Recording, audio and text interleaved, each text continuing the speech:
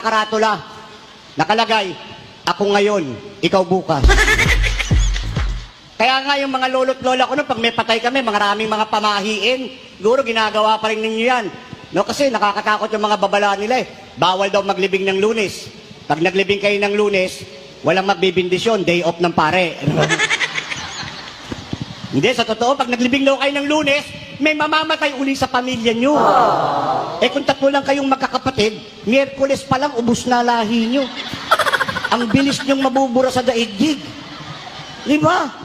Sabi pa ng lolo't lola ko, pag may patay daw sa pamilya, bawal maghatid ng mga bisitang naglamay. Masama yan, may mamamatay uli. Oh, no! Kaya sinusunod eh. Ang babala, laging may mamamatay. Eh sino ba gustong mamatay na sunod-sunod? Ang gastos nun. Kayo naman, kapag kayo'y naglamay, bawal kayong mag-uwi ng mga pagkain nakakain sa burulan. Yung iba pag kinapkapan mo, puno ng boy bawang yung bulsa. May mga butong pakwan. Yung may dalang backpack, merong cup noodles. Siguradong may mamamatay, malamang mapapatay kayo. E namatay na yung mga tao, kinukupit nyo pa yung chicherya.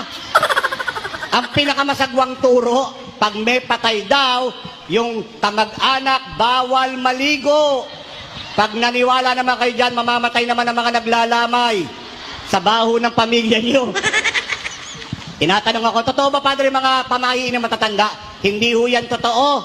Pero, mabuti na din yung sigurado. No? Eh, paano kung mamatayan kayo uli? Ikaw ang sisisihin. Kasi naligo ka. Hindi yan tinuturo ng mga matatanda dahil takot silang mamatay. Ako, hindi ako takot mamatay. Pero hindi din ako nagmamadali. Eh marami pa namang cameraman dito, no? Pwede na silang mauna. Tsaka ang prinsipyo ko sa buhay ko, ladies first, no? Gentleman kasi ko. Kaya kayong mga lalaki, pag sinabihan kayo ng misis nyo, mamatay ka na, sabihin mo, ladies first, no? Ganun lang kasimple yan. Di ba? Father, I am ready. Pakiulit. Huwag masyadong malakas. Baka madinig kayo. Bigla kayong hugutin dito. Pakibulong na lang. 1, 2, 3.